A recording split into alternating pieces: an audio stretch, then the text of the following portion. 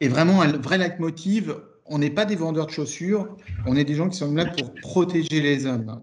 Notre leitmotiv, il est vraiment là-dessus, c'est important et toutes nos structures et comment on est organisé, c'est autour de ça. Protéger l'homme dans tous les moments de la vie. Et c'est justement pour faire la transition ce qui nous a amené à Parade Connect, qui est notre Hmm. sujet du jour.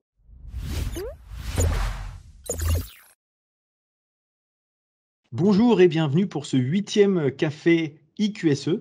Donc en ce 1er juin, hein, un jour estival, on peut le constater.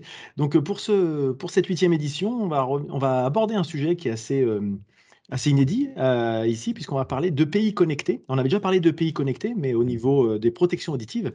Là, on va parler de pays connectés au niveau de la protection des pieds, puisque ce sont des chaussures connectées. Et nous recevons pour cela Philippe Courtois. Philippe Courtois qui va nous présenter vraiment l'innovation, hein, puisqu'on est vraiment dans les démarches d'innovation que sa société Parade présente. Qu'est-ce que Parade? D'où est venue cette envie d'aller sur le terrain de la protection des personnes?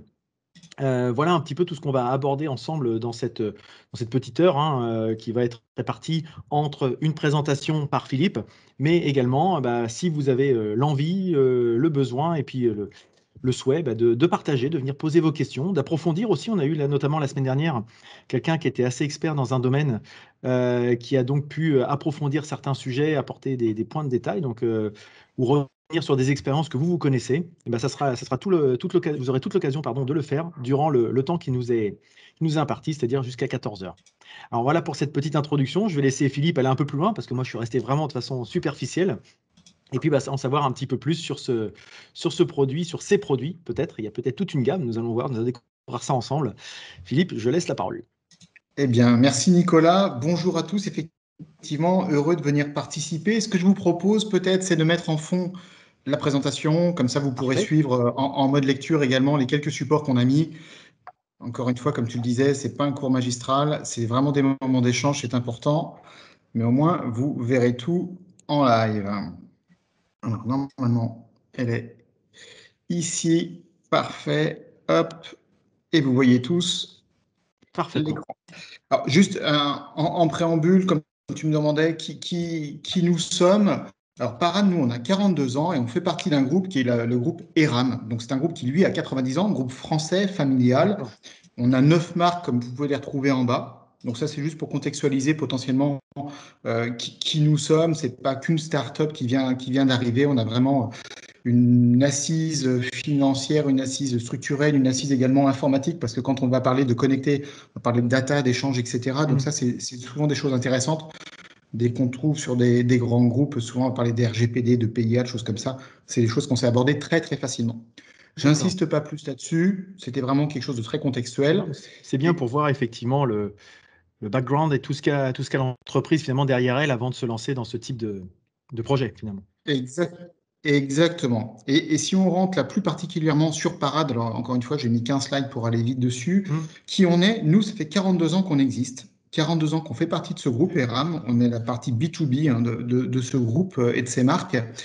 On a une usine basée en France dans laquelle on produit grande partie de nos chaussures, dont le sujet du jour, nos produits connectés. On met sur le marché, pour vous donner un peu une idée, 1 million de paires tous les ans. Voilà, plusieurs technos, dont la partie connectée qu'on va aborder aujourd'hui. Tout ça, c'est produit en France avec un stock basé en France qui nous permet aujourd'hui de servir un peu plus de 4500 clients. Donc, on travaille plutôt via la distribution. Et ça, dans le monde entier, aujourd'hui, on est en permanence sur plus de 36 pays. Donc, voilà, une vraie bonne assise Donc connue. Parade, c'est vraiment une entreprise qui fait de l'équipement de protection. C'est son cœur de métier ou c'est venu dans un second temps? Non, non, c'est notre cœur de métier vraiment depuis D'accord. l'origine. La chaussure, c'était l'origine du groupe, hein. On avait nos usines, on fabriquait de la chaussure. Ça a commencé il y a 90 ans. Et nous, 42 ans, quand ils ont créé la partie B2B, l'idée, c'était, on savait chausser le particulier. Il faut remonter Mm. 90 ans en arrière, hein. La chaussure, tout le monde n'en avait pas. Donc, c'était Mm. les premiers de chez ERAM, hein, la toute première de chez ERAM. D'accord. Et puis, on a augmenté, on est arrivé. Et puis, il y a eu des vrais besoins qui sont arrivés dans la partie industrie dans les années 70 où la sécurité, on commençait à se mettre à en Mm. parler, à vouloir équiper. et on s'est lancé dans les premières chaussures de sécurité avec l'injection en PU, qui était une innovation française portée par le groupe ERAM, qui est devenu un standard sur le marché mondial maintenant partout. Mais c'était vraiment les premières chaussures injectées comme ça vient de chez nous directement. D'accord. Et vraiment, un vrai leitmotiv, on n'est pas des vendeurs de chaussures, on est des gens qui sont là pour protéger les hommes. Notre leitmotiv, il est vraiment là-dessus, c'est important, et toutes nos structures et comment on est organisé, c'est autour de ça. Protéger l'homme dans tous les moments de la vie. Et c'est justement pour faire la transition ce qui nous a amené à Parade Connect, qui est notre sujet du jour. Si on s'est dit, bon, les chaussures de sécurité, on sait bien les faire, mais on n'est pas les seuls, faut se le dire, hein, il y a beaucoup de monde sur le marché, mais on sait bien les faire, on a une vraie expertise là-dessus, on est connu et reconnu, mais comment on peut aller plus loin, justement, comment on peut encore protéger plus? Une des alternatives était l'électronique. Donc, on a travaillé avec plein d'écosystèmes, des responsables qualité, des grandes entreprises, des centres de recherche, des parties médicales également. Sont arrivées la partie électronique. On a détecté un peu plus de 80 cas d'usage où l'électronique pouvait apporter via des chaussures des choses. Et on s'est concentré sur un, qui est la partie DATI. Alors, DATI, c'est le dispositif d'alerte du travailleur isolé. Ça va être le sujet du jour. Notre chaussure connectée, c'est bien sûr un EPI, la chaussure sécurité, normée, sécurisée, 20345, et toute la partie service pour la partie DATI avec cette fonction qui est intégrée automatiquement dedans. D'accord. Donc, énormément de temps de recherche. Ça date d'il y a 5 ans, c'est ça en fait. C'est quelque chose qui est assez récent. 5 ans. Exactement, c'est très récent, ça a moins de 5 ans, les premières démarches pour commencer, un peu plus de 3 millions d'euros d'investissement. Donc encore une fois, on n'est pas sur un gadget parce qu'on joue avec la vie des gens là, donc on ne veut pas. Et puis c'était nouveau aussi pour nous, donc ça prend du temps parce que nous l'électronique on n'avait jamais fait. Et dernier point également important, c'est qu'on ne voulait pas juste faire un produit, ce que j'appellerais un MeToo, c'est-à-dire que des DATI, on ne l'a pas inventé, il y en avait déjà sur le marché, ce n'est pas une grande invention en soi, DATI, ça existe déjà. Par contre, ce qu'on voulait voir, c'est comment on pouvait être plus performant, comment on pouvait augmenter sérieusement et intrinsèquement la sécurité des porteurs de notre solution. Et c'est là où il y a eu un énorme challenge qui était de se dire, bon, bah, déjà, commençons par faire un audit du marché. On va y revenir un tout petit peu après. Quelle est la performance des outils sur le marché qui sont mis à disposition des entreprises pour sécuriser leurs salariés et qu'est-ce qu'on peut apporter? Oui, parce que ça peut paraître une bonne idée des fois sur le papier, on peut se dire c'est une très bonne idée et puis en fait, il s'avère que au final, je ne pense pas que vous soyez arrivé à cette conclusion-là, mais finalement, l'idée n'était pas si bonne, ou en tout cas, elle n'a pas permis d'atteindre la performance qui était attendue. Donc, c'est intéressant de savoir comment, si on veut atteindre la performance, savoir comment y aller et peut-être pas reproduire des erreurs ou bien viser les bons objectifs. Et c'est exactement ça. Et c'est toute la différence en train de se dire, est-ce que soit on arrive à faire comme les autres parce qu'ils sont déjà super performants, on ne peut pas faire mieux, et puis on vient prendre une part de marché, et là du coup on fait que du commerce et on n'a pas de valeur ajoutée, ne serait-ce que dans notre motif d'améliorer la protection, ou alors est-ce qu'on sait vraiment faire mieux? Et là on a une vraie valeur ajoutée, c'est a priori on va pouvoir sécuriser et mettre en sécurité d'un plus haut niveau tous les collaborateurs ou tous les porteurs de nos futures solutions. Et ça a vraiment guidé toute la partie développement que l'on a eue sur ces 4 dernières années. Également, pour enchaîner un petit peu, on a voulu travailler sur, parce que comme vous le comprenez, on est parti de zéro, mais on n'a pas voulu acheter un produit sur le marché, se dire, tiens, comment on le miniaturise ou comment on le met dans notre chaussure. Ça aurait été très simple, mais encore une fois, on n'aurait rien apporté. On est parti d'une feuille blanche. On va reparler juste après la partie audit de tout ce qui se fait sur le marché, mais on a voulu travailler avec des partenaires, ça c'était important parce qu'il fallait une expertise côté électronique, et on a travaillé que des grands groupes, notamment français et uniquement français parce qu'on, voilà, nous-mêmes on est un groupe français et on voulait continuer à défendre notre industrie, c'était important pour nous.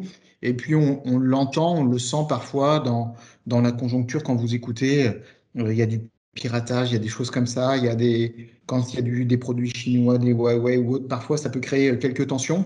Donc voilà, on s'est dit on va travailler ici chez nous. Donc on a travaillé avec la French Tech, la Cité de l'Objet Connecté qui est une coop basée à Angers, et c'est le groupe Lacroix Électronique, groupe français, qui nous produit 100% de la partie électronique.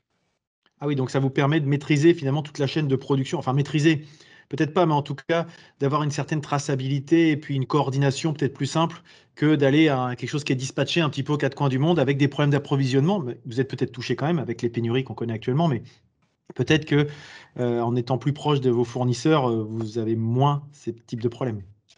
Alors, exactement. Là, à date, c'est pas un souci parce qu'on est sur une phase de lancement où on a commencé la commercialisation au mois de septembre, mois de février, il y a 3 mois. Donc, on a Mhm. des stocks, ce qu'il en faut, on n'a aucun souci là-dessus. Et on a sécurisé ça avec notre partenaire Lacroix Électronique.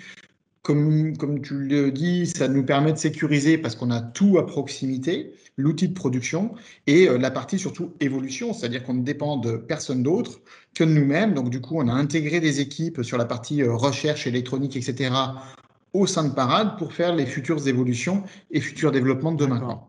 Hein, il s'agit pas de. On est dans l'électronique, on sait que les durées de vie des produits peuvent être Mhm. très longues. Par contre, les avancées technologiques sont aussi très rapides. Donc, ce qui va Ouais. nous permettre à chaque fois de pouvoir lancer des batchs à proximité suffisamment importants pour servir nos clients du jour, mais Mhm. suffisamment courts pour rester en permanence dans l'innovation et se servir des évolutions technologiques et les insérer au fur et à mesure pour les années à venir. Très bien. Et donc la question qui se pose là, effectivement, pourquoi une chaussure qui détecte les chutes finalement? Qu'est-ce que ça apporte cette solution? Est-ce que c'est une vraie bonne idée et comment ça se déploie? Alors voilà, ça, c'est important. Et puis quelques éléments de contexte aussi rapidement, c'est de se dire, nous, pourquoi cette chaussure, effectivement, bah, on est dans la sécurité, comme certainement pas mal de nos auditeurs Mhm. aujourd'hui, et on s'est rendu compte que quand vous prenez les chiffres, hein, souvent les causes d'accident sont la chute, de près ou de loin, mais la Mhm. chute est jamais très très loin malheureusement de Mhm. ces accidents.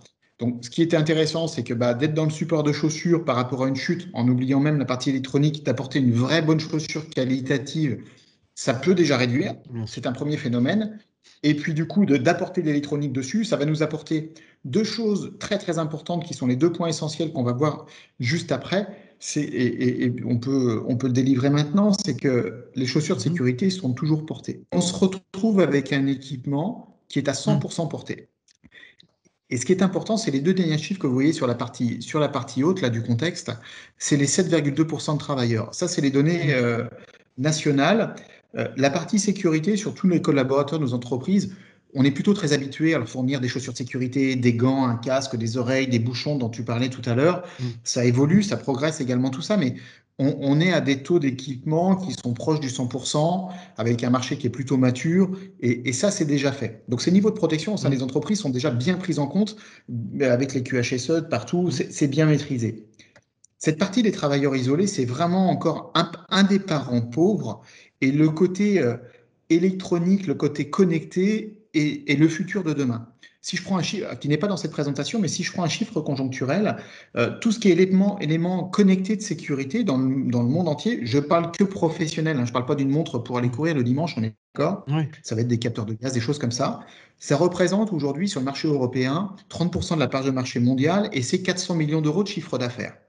Donc c'est un marché qui est déjà présent. Mhm. On est dans l'innovation, mais il y a des gens qui ont déjà commencé avant nous dans d'autres gammes de produits, qui ne sont pas sur la partie des datis, des choses comme ça, mais qui ont déjà avancé. Ça veut dire que les entreprises sont déjà prêtes à ça, et il y a déjà Mhm. 400 millions d'euros sur l'Europe qui circulent. D'accord. Demain, je prends une projection à 15-20 ans, toutes les estimations font que c'est un marché qui va être à 4 milliards. Ce qui Ouais. veut juste dire, c'est qu'il y a vraiment un besoin, une appétence du marché d'aller sur ce genre de projection et que bah, il n'y a pas de secret, l'électronique, il est toujours un peu plus fort que nous tous, que de la sécurité passive, c'est-à-dire je mets quelque chose et j'espère que ça va bien me protéger. De passer dans de la sécurité active bah, va permettre d'anticiper, va permettre de protéger toujours plus en permanence et d'avoir un temps d'avance. Et c'est Mhm. ça qu'on va chercher et que toutes ces sociétés aujourd'hui et tous les porteurs, pour protéger leurs porteurs, bah, vont aller chercher. Le dernier accident, le dernier, malheureusement, parfois décès, des choses comme ça, c'est là où on va pouvoir aller travailler et apporter encore plus de sécurité. D'accord. Donc en fait, vous partez d'un objet qui était déjà un outil de protection, un équipement de protection individuelle, donc une paire de chaussures de sécurité, à laquelle vous êtes dit comment on pourrait l'augmenter finalement pour qu'elle puisse nous fournir des informations qui, au-delà de l'action passive, effectivement, qui est d'absorber un choc, voilà, pourrait aussi nous apporter des informations pour lesquelles elle n'est pas forcément initialement prévue. C'est-à-dire de dire, on est en situation de travers isolé, la personne fait un malaise, elle tombe, elle n'a pas forcément eu de choc sur le pied. Par contre, la chaussure est capable de dire, la personne a brusquement changé de position et ça vient suppléer la problématique de prévention. C'est bien ça. C'est exactement ça. C'est exactement ça. D'avoir un système qui, de manière automatique, comme tu l'as dit, fonctionne toute seule et est capable de détecter une situation normale à une situation anormale, mais vraiment sur la partie amont. Hmm. Les datis aujourd'hui existent déjà. Encore une fois, je l'ai dit tout à l'heure, ça, on n'a rien inventé, mais très très souvent, vraiment de manière forte, et ils vont faire deux choses. Une perte de verticalité ou ce qu'on appelle vulgairement l'homme mort. Alors la perte de verticalité, ça fonctionne plutôt bien, hein. On est un peu en travail en hauteur, on chute, donc il y a vraiment, on travaille que sur un axe Y d'un point de vue mécanique. Accélération, on arrête un mouvement, c'est une chute pour le système. On envoie une alerte. L'homme mort, je tombe inconscient au sol, je deviens inconscient, ça détecte plus de mouvement, c'est capable d'envoyer une alerte. Alors tout ça, ça fonctionne à peu près. Le seul petit souci, c'est que on est déjà sur l'accident, on est déjà sur la personne qui est devenue inanimée au sol, et nous, on voulait vraiment travailler sur les parties amont. L'idée, encore une fois, pour protéger, c'était d'essayer de gagner du temps. Et on sait que pour secourir des gens, alors si on est dans le pire, dans les espérances de vie, ou simplement sur une simple blessure, le facteur temps est essentiel dans la bonne remise en forme et la capacité de la personne à s'en remettre le plus vite possible. Et c'est vraiment ces parties-là qu'on a voulu faire. Donc nous, on a voulu être sur la partie amont de cette chute, dès l'amorce d'une chute, dès un début de chute qui est détecté, c'est là où on est capable d'envoyer une alerte, tout en faisant une chose qui est stratégique, il ne s'agit pas d'inonder de faux messages et d'avoir, parce qu'on veut anticiper, 50 faux positifs par jour. Parce qu'on sait que ça, c'est des solutions qui deviennent inacceptables pour les C'est porteurs contre-productif au final. et non portés. Voilà, ça serait contre-productif à 100%, très, très clairement. Ouais, c'est un petit peu ce qu'on disait, c'est que trop de notifications, ça vient carrément à tuer la notification et on n'y prête même plus attention en fait. Et c'est exactement ça, c'est exactement ça. Et c'est ce qu'on retrouve quand on a fait quelques audits clients pendant ces 3 ans de développement, 4 ans de développement au total. On est allé voir plein d'entreprises que je vous disais en amont, et ils se retrouvent que leur propre stat, c'est que beaucoup d'appareils qui envoient du coup plein d'informations en disant attention chute, alors qu'il n'y en a pas vraiment, bah, ils finissent à ce que les collaborateurs mettent en off leur système ou tout simplement le portent pas ou le débrayent par différents. Enfin, tout est possible, on a tout vu, tout entendu, et c'est une des grandes difficultés, quoi. De bien vouloir, en tant que salarié ou responsable sécurité ou patron, bien vouloir essayer de protéger, mais malheureusement, un outil qui n'est pas très bien adapté ou pas le plus optimum, et donc, du coup, bah, il n'arrive pas à le protéger autant. Effectivement, la sécurité Ce que je active. dis, ouais, vraiment, la sécurité active, c'est vraiment important. Donc, ce que je disais tout à l'heure en préambule, c'est l'avantage de la chaussure, bah, elle est 100% portée. On ne lutte plus aujourd'hui, on n'est plus dans les années 80 où on luttait encore pour faire porter des chaussures de sécurité. Aujourd'hui, c'est plus un débat. Euh, les chaussures de sécurité, on est plein à savoir en faire. Là, nous, on a fait une chaussure premium. Encore une fois, là, on ne vend pas une chaussure, on est sur un service autre. Donc, on a fait une chaussure premium. Donc, la qualité, le confort, tout ce que vous voulez, ne sera pas du tout un sujet. Et tu parlais de gamme tout à l'heure, on va voir la gamme rapidement des différents modèles qu'on a fait pour pouvoir s'adapter à tous les travailleurs. Donc ça, c'est un des premiers points. On a vraiment une solution qui est 100% portée du matin au soir. C'est vraiment différenciant. C'est vraiment différenciant. Et ce qui est important, c'est que quand on va voir des très grands groupes qui nous disent, oui, mais nous, on équipe, mais que 50%. Donc là, on n'est même pas en train de parler de budget, on n'est pas en train de parler d'efficacité ou pas. C'est simplement, est-ce qu'il l'a ou pas? C'est-à-dire qu'il n'y a aucune chance de pouvoir être secouru 50% du temps. Ça, c'est important.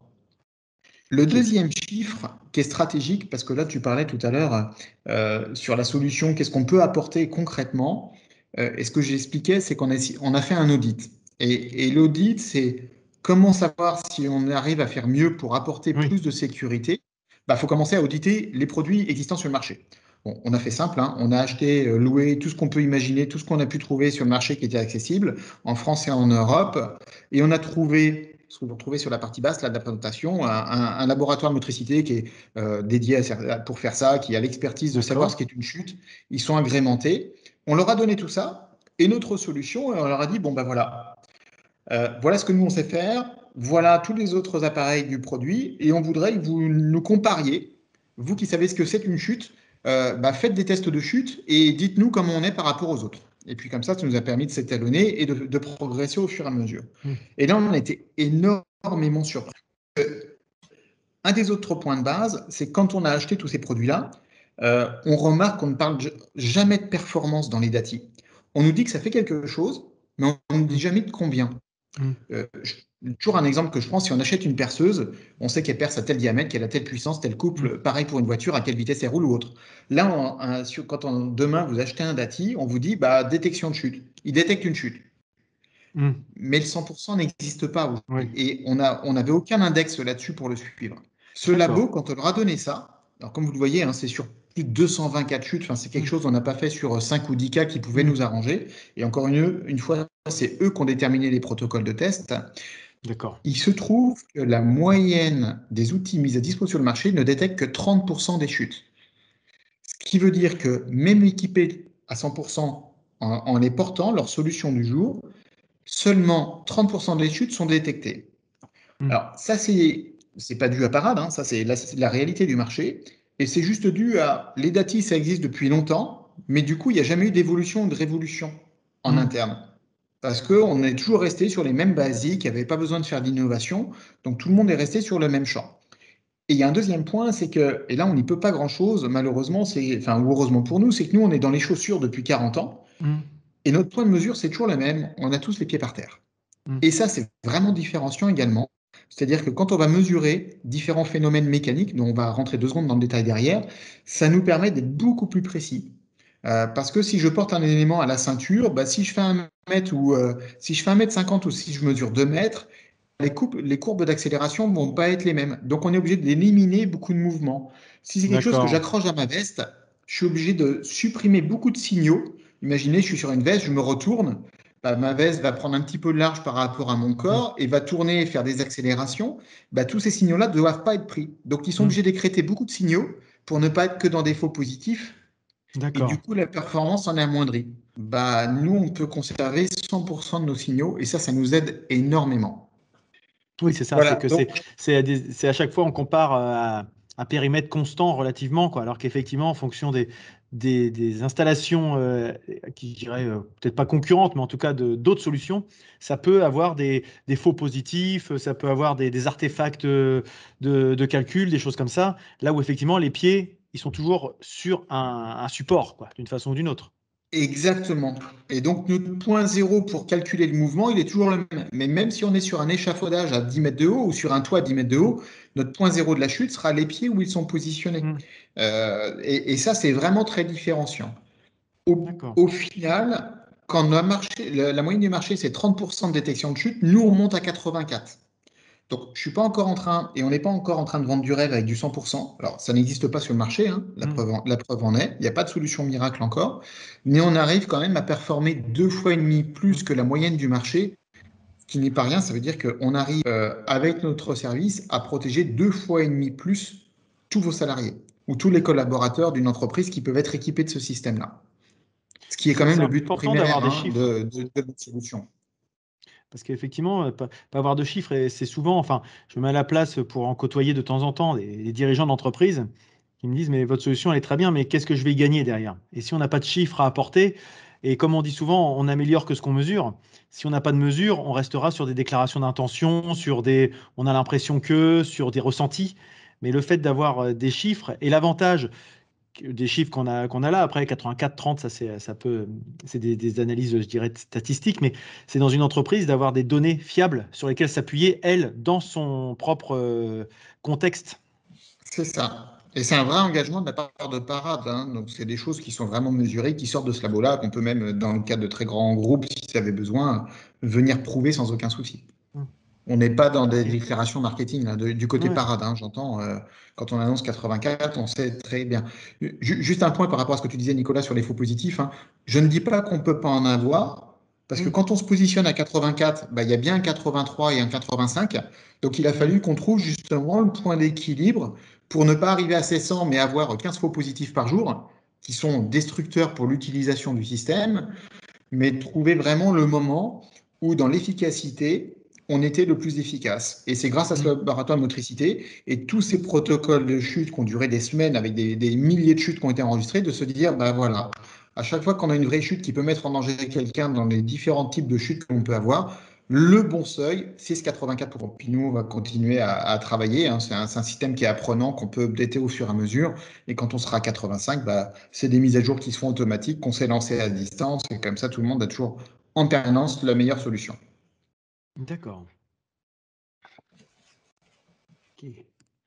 Voilà, tout ça c'est français, tout ça c'est bien sûr breveté. Et pour arriver à la partie collection, rapidement, encore une fois, on a fait différents styles de chaussures pour essayer de répondre à tout le monde. L'idée, c'est de protéger un maximum Les de secteurs. personnes, là où il y avait des travailleurs isolés qu'on a pu identifier dans nos analyses de marché. Donc, on va en avoir beaucoup dans l'industrie, dans la logistique, dans du BTP, dans de l'agro, dans des métiers d'intervention, bien évidemment. Et on se rend compte qu'il y a plein d'autres métiers, à force de le proposer. Là, on va avoir tout ce qui va être recyclage, etc. Et ils sont sur des entreprises qui ont des sites immenses et ils ont énormément de salariés qui vont être comme ça. Dans la partie des transports également, de plus en plus, ils se retrouvent à avoir des problématiques et ils sont en train de mettre en place cette situation de solution. Donc voilà, on est vraiment sur des marchés qui sont pas matures du tout, donc qui ont une grosse appétence et qui sont sur les marchés de demain. Et puis c'est des collections qu'on va continuer à décliner, hein. Les futurs lancements chez Parade seront de plus en plus euh, capables d'intégrer directement notre solution. Donc D'accord. ils permettront d'être directement dedans. Donc vous avez vraiment, il y a un Évidemment, choix, quoi. ouais, vraiment un choix, bah, c'est important parce que de minimiser que sur un modèle ou autre, bah, faut qu'il soit adapté. Faut pas oublier, nous, notre métier de base, qui est la chaussure. Il y a des métiers, on a besoin d'une haute, pas de Ouais, microfibre parce qu'on est complètement. plus dans de la maintenance avec des produits hydrocarbures ou on a besoin d'un cuir parce que des problèmes de respirabilité ou de certaines résistances. Ça, c'est notre métier de base qu'on n'a pas oublié dans la création de la partie de l'EPI, notre service qui était la chaussure. Oui, parce que je disais pas ça juste pour un côté esthétique ou le fait de dire c'est bon, on a du choix en tant que consommateur, c'est pas que ça, mais je viens du BTP, moi, et D'accord. je sais qu'on a souvent eu à une époque, avec des solutions concurrentes à l'époque, hein, mais c'était de se dire, oui, mais cette chaussure-là, est-ce qu'on prend plutôt les bottes? Est-ce qu'on prend plutôt les chaussures à lacets, les Rangers? Est-ce que finalement, celle-ci, elle est adaptée pour du travail en milieu clos et couvert, mais quand on travaille en extérieur, c'est plus la même chose, il y a des problèmes d'imperméabilité qui rentrent. Donc, c'est pas qu'un côté, effectivement, que esthétique, ce que je voulais mettre en avant, c'est le fait de dire que de temps en temps, peut y avoir des contraintes liées au métier qui incitent ou qui imposent d'avoir plusieurs types de modèles derrière. Et d'ailleurs, je pensais, tu vas peut-être y venir après, mais je pensais notamment des métiers du BTP qui de temps en temps font des travaux de fondation dans de la boue, dans de l'eau, dans des choses comme ça. Est-ce que c'est imperméable, ce matériel? Est-ce que ça vient pas interférer avec les problématiques? Alors, C'est ça peut-être encore, hein. interfère pas. Alors, D'accord. le côté imperméable, si tu parles, si on rentre chaussure 2 secondes par un double verre avec une membrane complètement imperméable, non. Par contre, vous pouvez tous le voir, elles sont S3. Donc, ça veut dire qu'elles ont une certaine étanchéité pour tenir à l'humidité toute la journée, hein. Sur des D'accord. modèles comme l'Xera, on est sur un cuir hydrofuge Shatter, etc. Donc, voilà, on est sur de la super chaussure qui va bien. Elles sont pas faites pour être mises sous l'eau. Notre D'accord. partie électronique qui est dans le talon, donc ça veut dire que l'eau a pénétré totalement, la chaussure a été totalement immergée, mais c'est quand même étanche, donc il y a un joint torique et tout ce qui va bien, donc ça craint rien. Après, c'est pas fait D'accord. pour être immergé et travailler sous l'eau, sous 1 mètre d'eau non plus. D'accord. Non, C'est mais pas je le pense but. à des gens qui mettent un peu de béton ou qui travaillent un petit côté de béton ou un peu qui marchent dans la boue. Voilà, c'est ce genre de choses.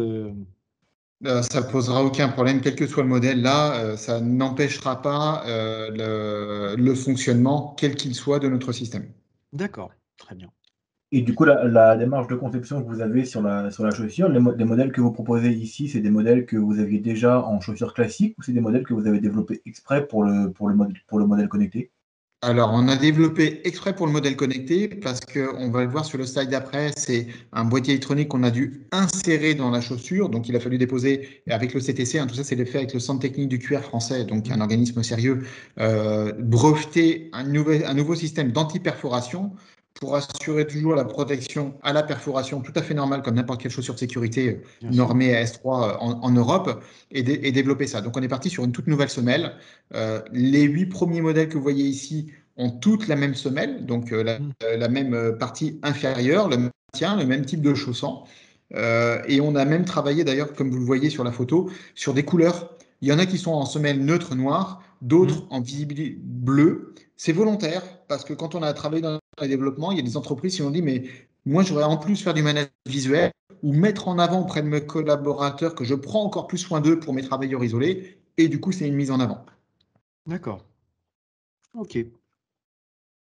Et tu vas peut-être y venir justement après, justement la conception, mais aussi, parce que pour l'instant, on a parlé de la chaussure en tant que telle, on a parlé que c'était un outil connecté, mais elle se connecte pas qu'entre elles. Il y a ça forcément un langage informatique et puis de la réception de données. Comment on traite tout ça après, toutes ces informations? Merci pour ta transition, Nicolas. On arrive Ah, dessus. bah, On arrive juste dessus d'accord, ici. Je vous la montrerai quand on sera sur la petite partie échange rapide. Un boîtier, j'en ai un avec moi, comme ça vous verrez en vrai le boîtier. On a un petit boîtier électronique qui se retrouve dans le talon, donc sous le talon de la chaussure. Alors je rassure tout le monde, hein, ça ne change rien au confort, c'est une chaussure qui est ultra confortable. Mais ce qui est très important, c'est que dans ce boîtier, on a mis plusieurs capteurs. Et c'est là aussi où ça nous permet d'être beaucoup plus fort avec nos fameux 84%. Je vous parlais tout à l'heure de détection sur une axe Y ou un axe Z, en général X simplement pour la partie homme-mort. Nous, on travaille sur des plans 3D au complet, ce qui nous a permis de matérialiser à peu près toutes les situations d'un travailleur. Et ça, on est parti sur des accéléromètres et des gyroscopes 3D au complet. Et cette matérialisation permet aux travailleurs d'aller marcher, conduire, courir, faire du vélo, monter, descendre des escaliers 4 à 4, même s'il a envie, un chauffeur de sauter d'un quai d'un mètre.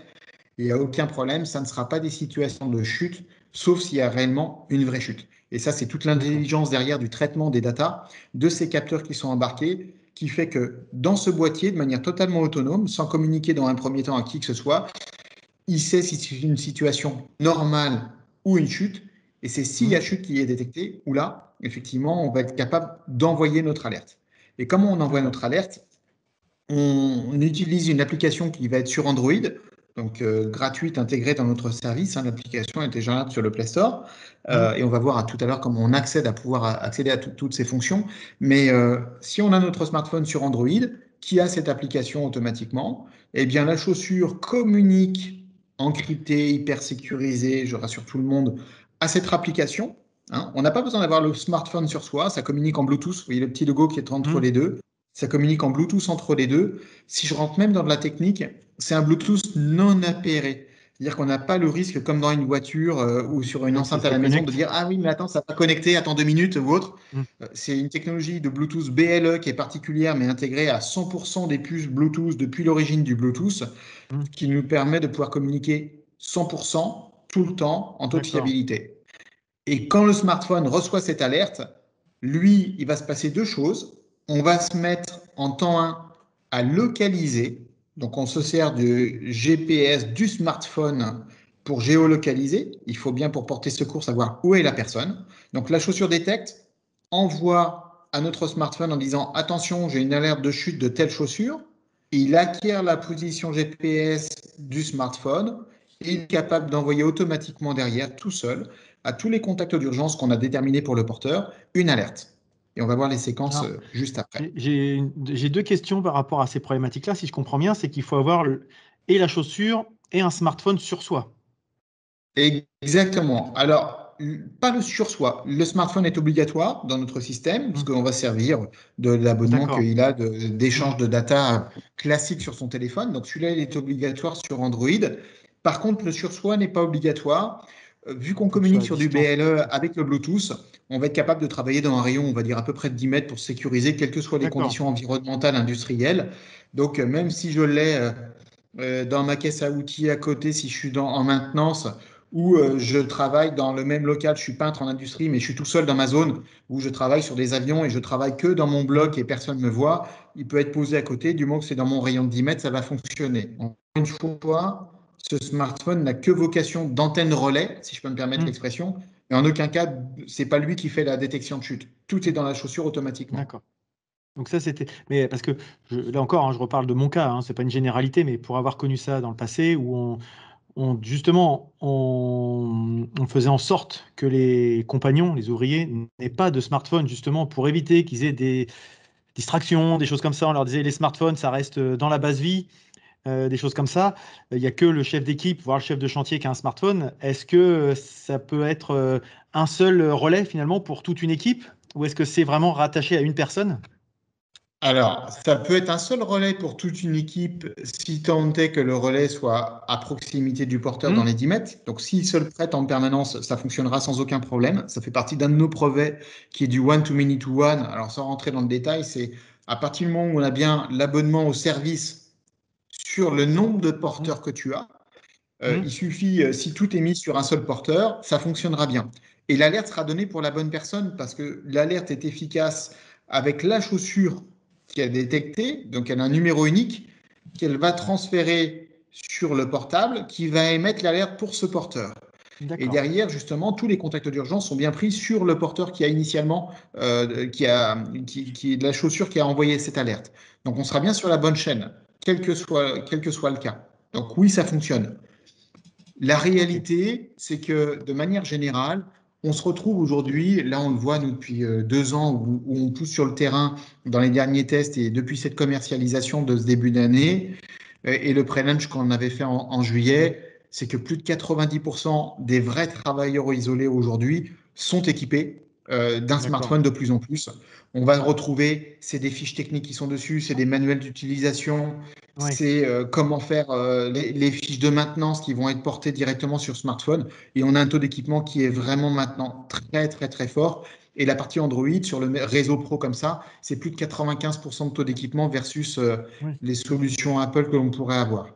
Donc voilà, on arrive aujourd'hui à adresser, on va dire, plus de 90% du marché du travailleur isolé, ce qui ne veut pas dire qu'il n'y a pas des exceptions, encore une fois. On a déjà des clients qui sont à j'ai que 8-9 portables et ils sont 12 gars parce qu'ils roulent dans le week-end, il n'y a pas de problème, ils peuvent se le prêter, ça fonctionne de la même manière.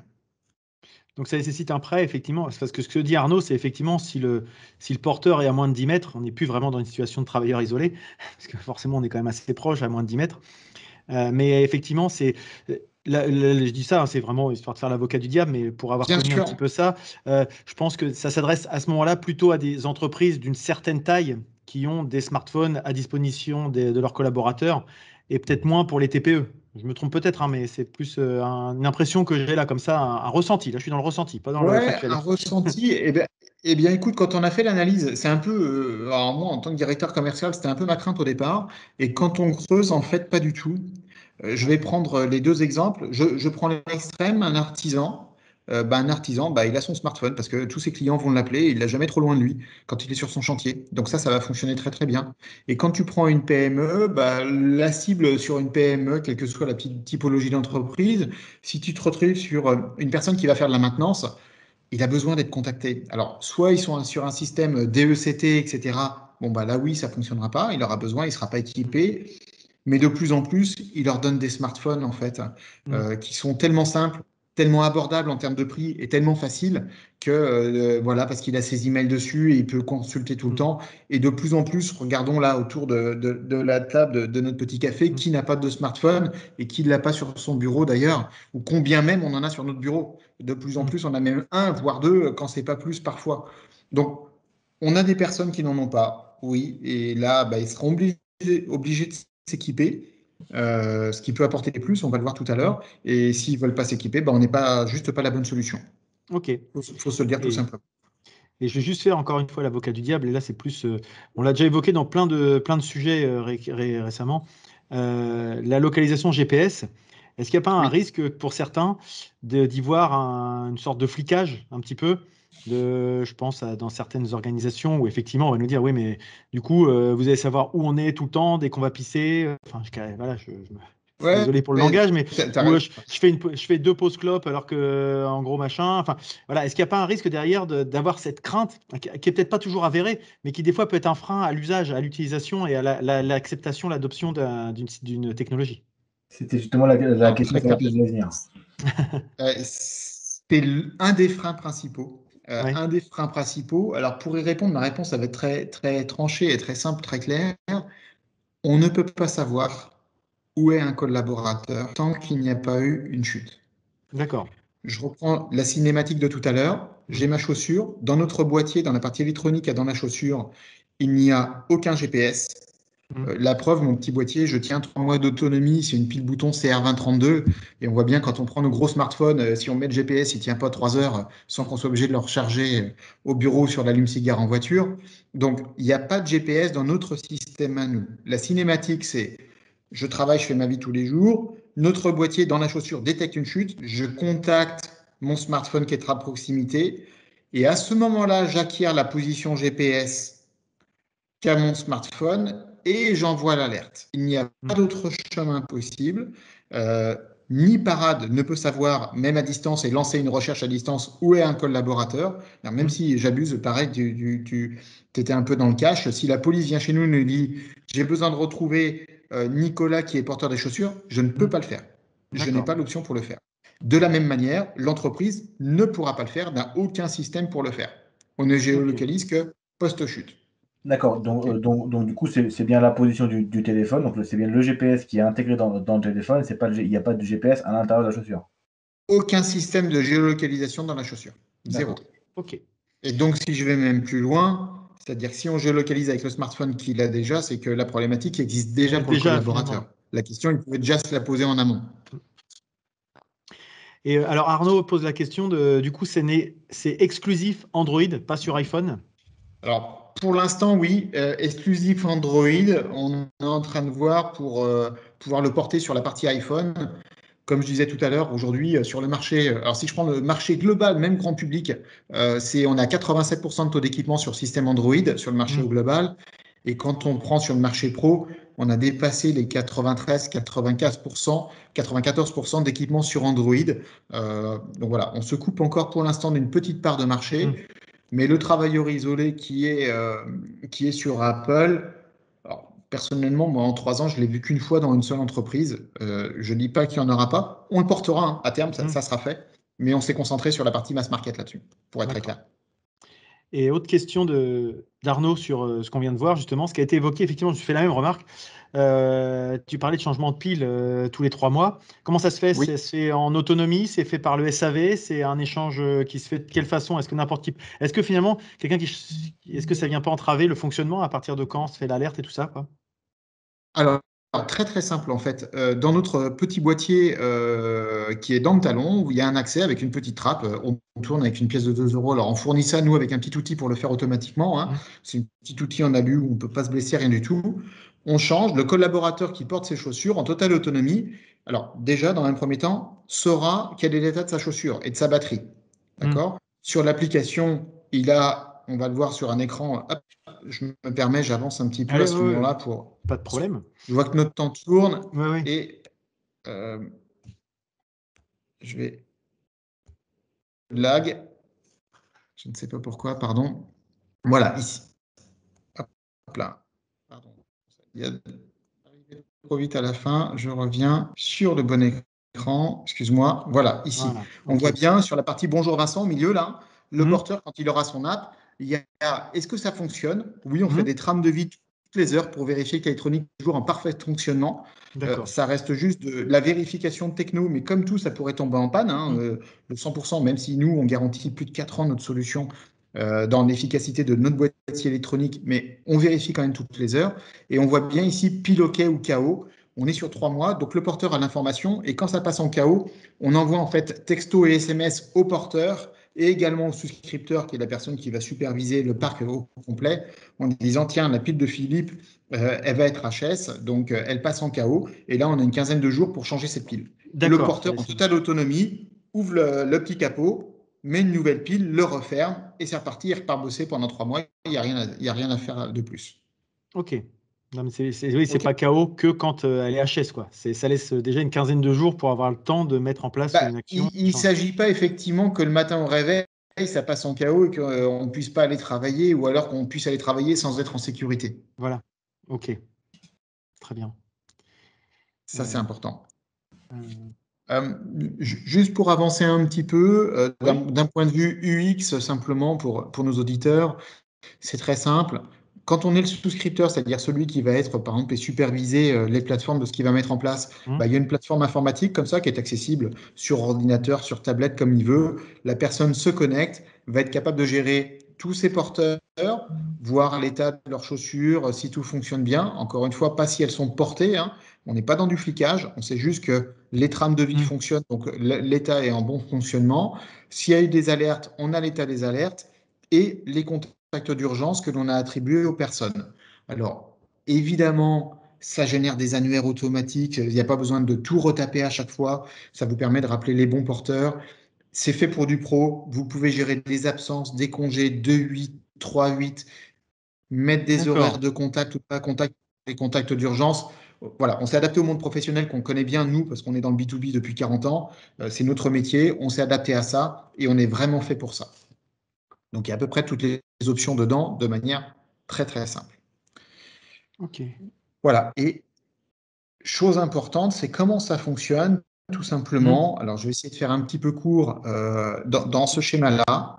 Si je porte mes chaussures, je tombe, ma chaussure va vibrer pour déjà me prévenir qu'il y a eu une chute, qu'elle l'a détectée. Hein, c'est pour éviter, si je suis dans ma partie des faux positifs ou autre, d'envoyer des alertes sans que je le sache. Donc là, ça me permet automatiquement de faire cette chute-là. Une fois que j'ai cette chute qui est établie, j'ai 30 secondes pour reprendre mon activité. Une fois que j'ai repris cette activité-là, si je l'ai repris, fin de l'alerte, c'est que dans mon talon, il ne se passe rien du tout.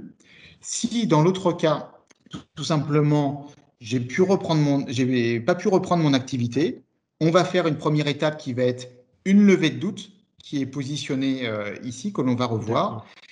Et c'est un appel vocal d'un serveur interactif qui va être capable en automatique d'appeler le porteur en disant Philippe, vous êtes tombé, est-ce que tout va bien, oui ou non?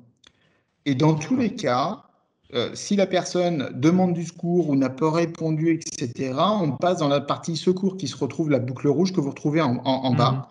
Elle est double, 1 de l'information, 2 de l'action. L'information, on va diffuser des SMS et des emails à tous les contacts d'urgence, comme on peut retrouver sur la droite, en disant Philippe Courtois est tombé, il est à tel endroit. Donc on a une position, une adresse précise, mais également un petit lien bleu, comme vous le voyez ici sur la diapo, qui est un lien qui va nous donner un point GPS concret. Bah oui, si vous vous travaillez dans de la maintenance d'éoliennes, on est en plein champ, et d'avoir une adresse qui va être route nationale, je ne sais pas quoi, qui fait 25 km, on est incapable de porter secours, alors que là, c'est un lien activable, que ce soit sur smartphone ou sur ordi, on clique dessus, on a la position exacte de la personne. Et là, ça nous permet d'être beaucoup plus efficace. Et derrière, on passe sur la partie prise en charge. Donc, on va appeler les contacts d'urgence en automatique et pour leur dire, bah voilà, Philippe Courtois est tombé, est-ce que vous voulez le prendre en charge? Oui, non. Bon, on est sur des personnes qui sont responsables pour le faire. Ils répondent oui et on rediffuse l'information à tout le monde comme quoi c'est pris en charge. Ok. Donc ça, c'est le synoptique, quoi, le cheminement classique. Exactement, le standard. Et l'apport, on a retravaillé également sur l'apport d'un smartphone, parce qu'on pourrait voir ça, ce que tu disais tout à l'heure, dans certains cas, comme un petit fil à la patte ou une petite contrainte, si on peut le dire aussi simplement que ça. Bon, du coup, on lui a apporté plein d'autres services. On voit ce bouton SOS. Bah, oui, j'ai le droit d'être à un endroit en train de travailler, mais je me sens pas bien. Je fais un malaise, je me suis blessé, mais je suis pas tombé. Bah, je clique sur ce bouton et on passe directement dans ces phases d'alerte qu'on va retrouver sur la partie basse automatiquement. Et ça va fonctionner de la même manière. Ce qui nous permet aussi d'être dans du préventif.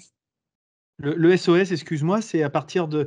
On est dans la boucle d'alerte, c'est ça? Déjà, on est dans cette partie-là. Il n'y a pas de levée de doute parce que j'imagine, ça arrive aussi, hein, un téléphone qui est mal verrouillé dans une poche et puis qui active une alerte pour rien, finalement.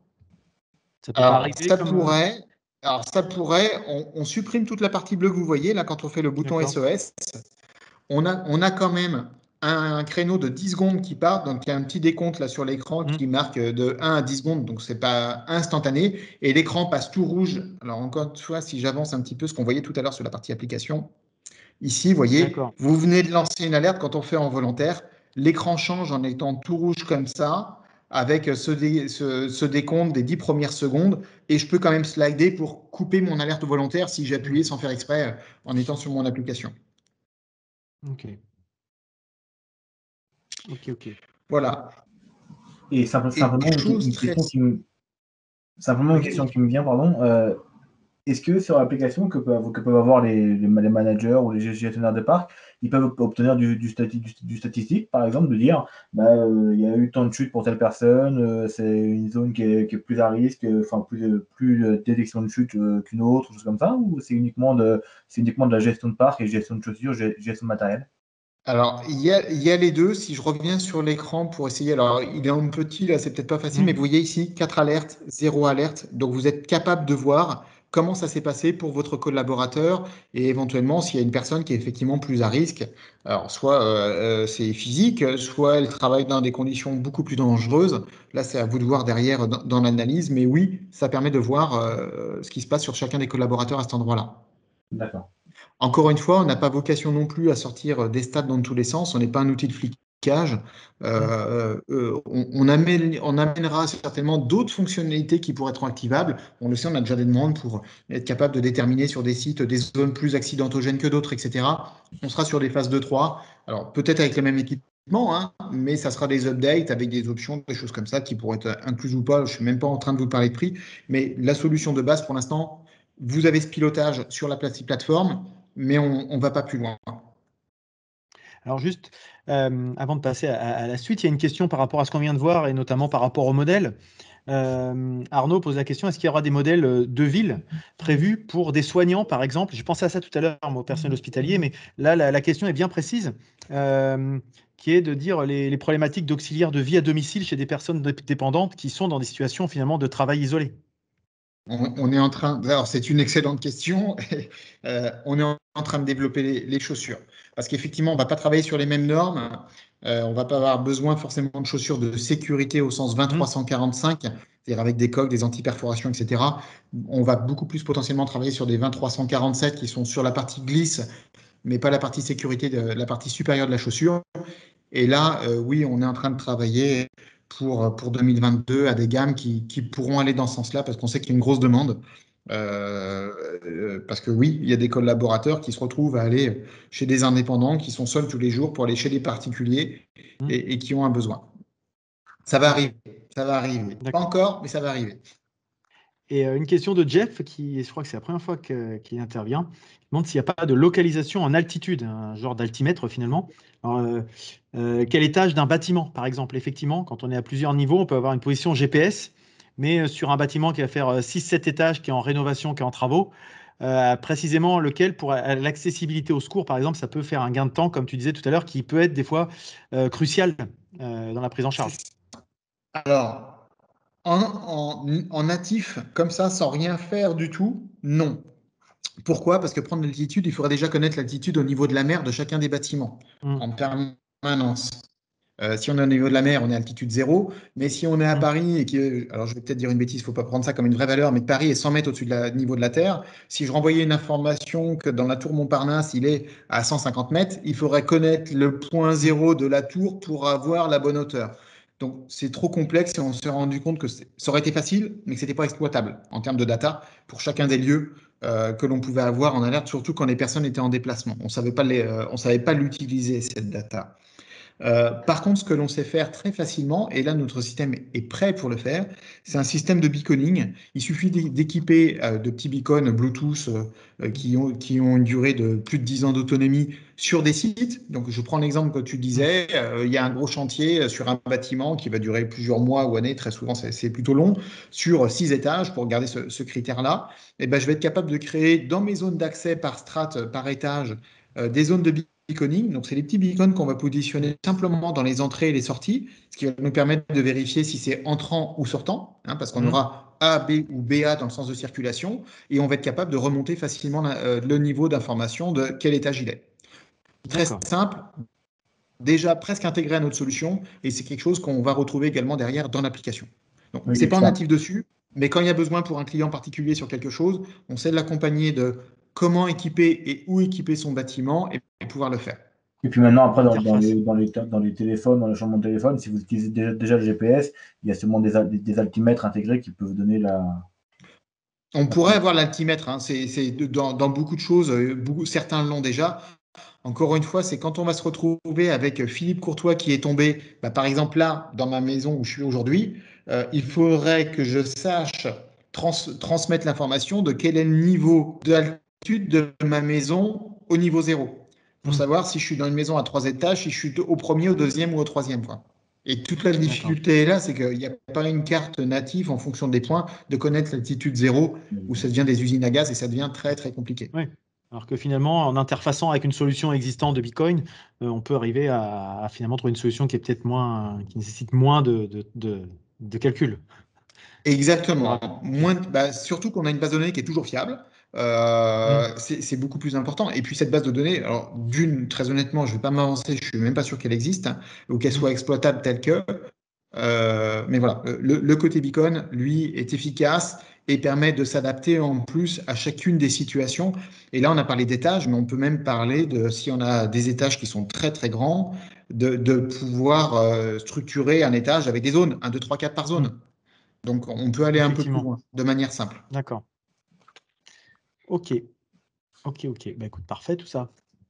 Très bien. Alors, une bonne vision. Alors, du coup, on arrive. Alors, n'hésitez pas. Hein, il reste. On a encore. On arrive au terme. Hein. Philippe a encore 2, 3 petites choses à nous présenter. Mais si vous avez des questions, hein, alors je sais qu'il y a quelques personnes qui ont dû nous quitter avant la fin parce qu'ils avaient d'autres rendez-vous, d'autres réunions. Mais parmi les personnes encore là, n'hésitez pas avant qu'on arrive tout à fait au bout, puis qu'il vous reste des questions, ça serait dommage. Donc voilà.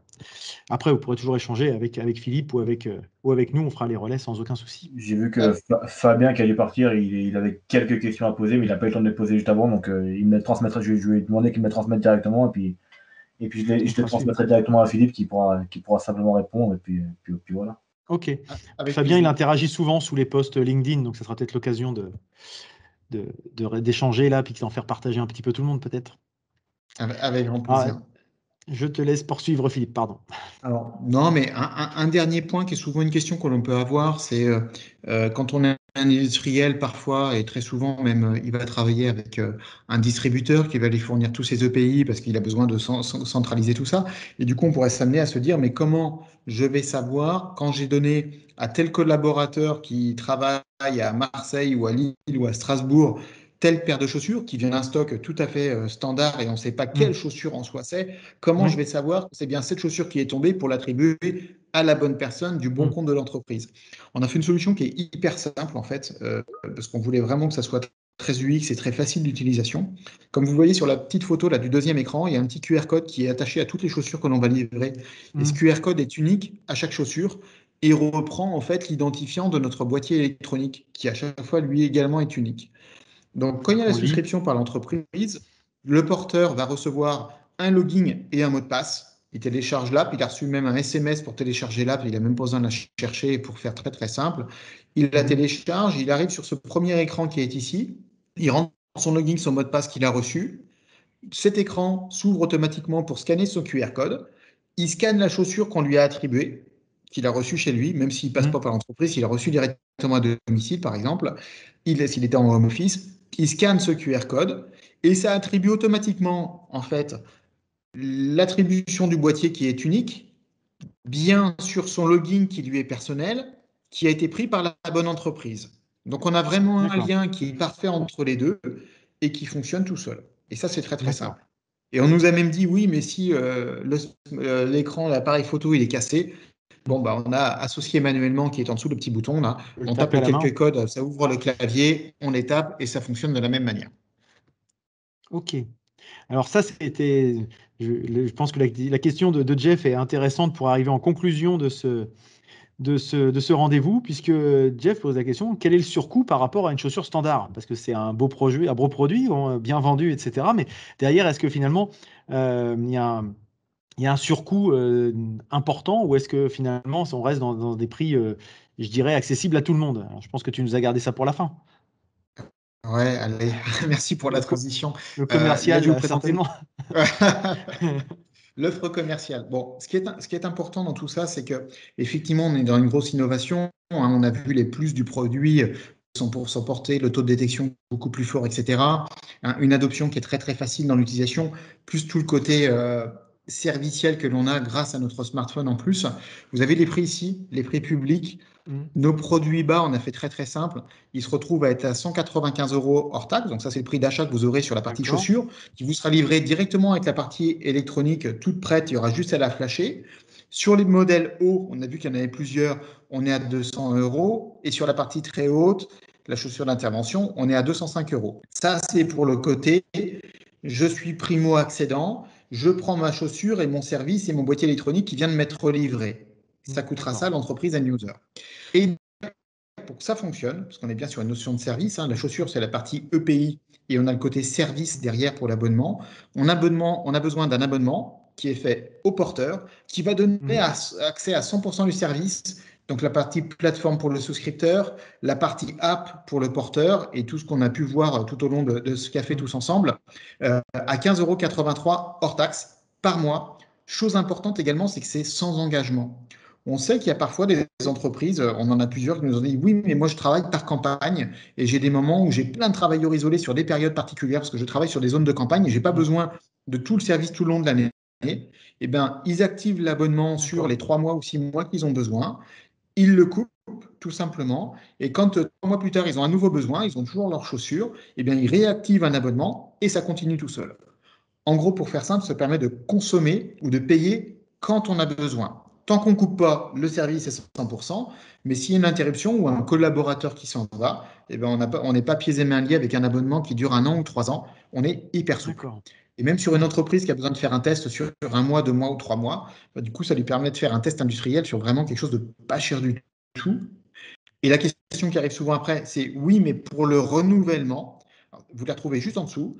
Si je prends cette chaussure haute, là, que vous aviez acheté 200 €, bah, dans votre renouvellement, vous l'achèterez 100 €, votre nouvelle chaussure. Donc là, du coup, quasiment le prix d'une chaussure tout à fait normale, sans même l'électronique.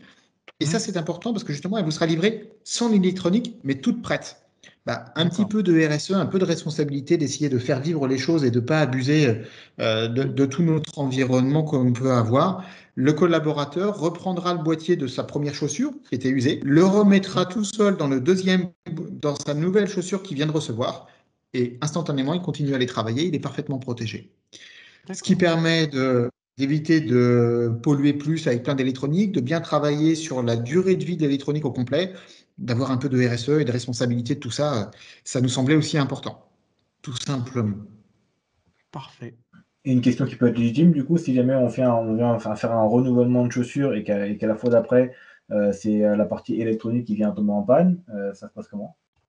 Alors, très très simple, l'électronique, bon déjà comme le cadre européen, c'est 2 ans, donc c'est un SAV, on vous donne instantanément un nouveau boîtier pour remplacer qui sera tout prêt, paramétré, la personne n'aura rien à faire, donc ça bien sûr c'est assumé, et ce que l'on fait c'est que, donc là on est dans ce cadre de ces 2 ans de garantie, et nous la partie conception, on l'a conçue pour que ça dure beaucoup plus longtemps, donc a priori ça tombera pas en panne, c'est vraiment fait pour, on est dans le cadre vraiment d'industrie, de l'industriel, on connaît les conditions de travail. Nous, on a prévu pour que ça puisse durer encore beaucoup plus longtemps que ça. Et puis, si on se projette à 4-5 ans, très souvent, enfin, on sait ce que c'est, hein, on prend nos téléphones il y a 5 ans et ceux d'aujourd'hui, la techno avance, les évolutions avancent. Bah, pareil, notre boîtier, il sera encore plus autonome certainement, voilà, on fera avancer au fur et à mesure. Donc, ça ne sert pas à grand-chose d'avoir des choses qui durent 10 ans non plus, ça ne sert à rien. Il faut savoir vivre avec l'ère du temps et l'électronique, on sera capable de faire vivre tout ça. Oui. Alors, moi, ça a du mal à s'afficher, mais j'ai vu, est-ce qu'un boîtier, j'ai du mal à voir Alors, moi, je sais pas pourquoi. la question qui est posée Tu par l'as la Arnaud, question? la question qui est posée par Arnaud, c'est est-ce que le même boîtier peut-il être switché sur des modèles différents selon les postes? Oui, le boîtier est Voilà. unique et la forme est unique dans le système. Donc, une personne peut très bien avoir acheté une basse et en renouvellement très haute, c'est pareil. Voilà. Donc là, il peut choisir absolument des modèles et nous, on va continuer à développer d'autres modèles et c'est à chaque fois le même boîtier. Donc, même dans les futurs modèles que l'on aura qui sortiront, il sera 100% compatible. Ok. Ça, c'est intéressant aussi, effectivement, de pouvoir avoir cette souplesse, en fait, cette C'est ça, agilité par c'est rapport vraiment à de ça, quoi. travailler sur cet EPI d'un côté et le côté service derrière, mais qui ne soit pas aliénable pour le client et très, très ouvert, quoi. Ok, bon, on arrive au bout de notre délai qui était imparti. Plusieurs personnes ont dû nous quitter parce qu'on a dépassé un petit peu le timing, mais merci Philippe pour cette présentation. Je ne sais pas si tu as encore un endroit où on peut vous retrouver un peu partout en France.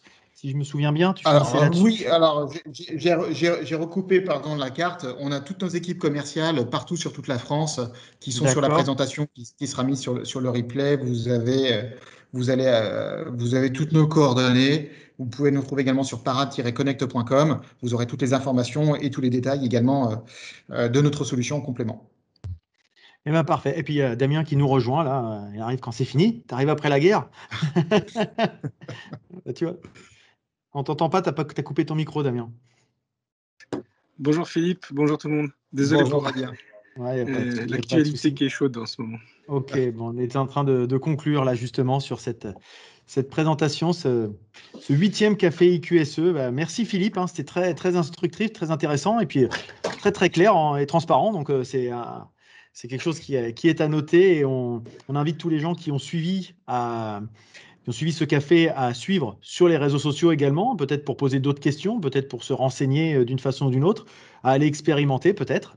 Et puis, bah, ceux qui n'ont pas pu nous suivre en intégralité, ça sera disponible en replay dans le courant de la semaine et puis en podcast dans quelques semaines. Voilà, pour pouvoir l'écouter, le réécouter et approfondir le sujet si besoin.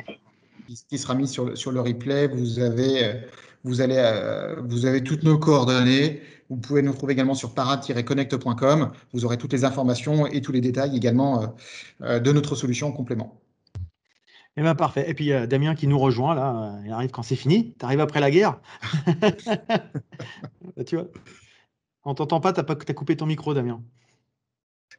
Bonjour Philippe, bonjour tout le monde. Désolé Bonjour, pour Damien. Ouais, l'actualité qui est chaude en ce moment. Ok, bon, on était en train de conclure là justement sur cette présentation, ce 8e café IQSE. Bah, merci Philippe, hein, c'était très, très instructif, très intéressant et puis très très clair et transparent. Donc c'est quelque chose qui est à noter et on invite tous les gens qui ont suivi ce café à suivre sur les réseaux sociaux également, peut-être pour poser d'autres questions, peut-être pour se renseigner d'une façon ou d'une autre, à aller expérimenter peut-être. Et puis, bah, ceux qui n'ont pas pu nous suivre en intégralité, ça sera disponible en replay dans le courant de la semaine et puis en podcast dans quelques semaines. Voilà, pour pouvoir l'écouter, le réécouter et approfondir le sujet si besoin. Voilà, bah, je propose de nous en arrêter là. Et puis, je vous souhaite de passer une très bonne journée. On se retrouve la semaine prochaine, nous, pour le 9e Café IQSE de cette première saison. Et puis, le 9e qui sera pour le coup l'avant-dernier. oui. On va enfin arriver à l'avant-dernier. Et tu nous dis l'invité?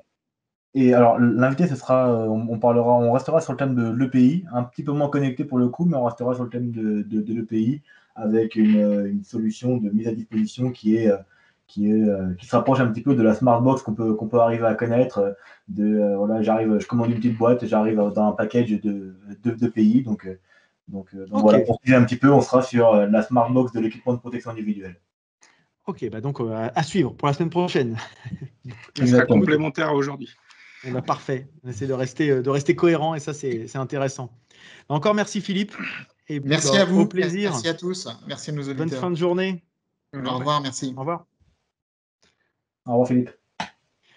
Hop, bah, c'est parfait. Nickel.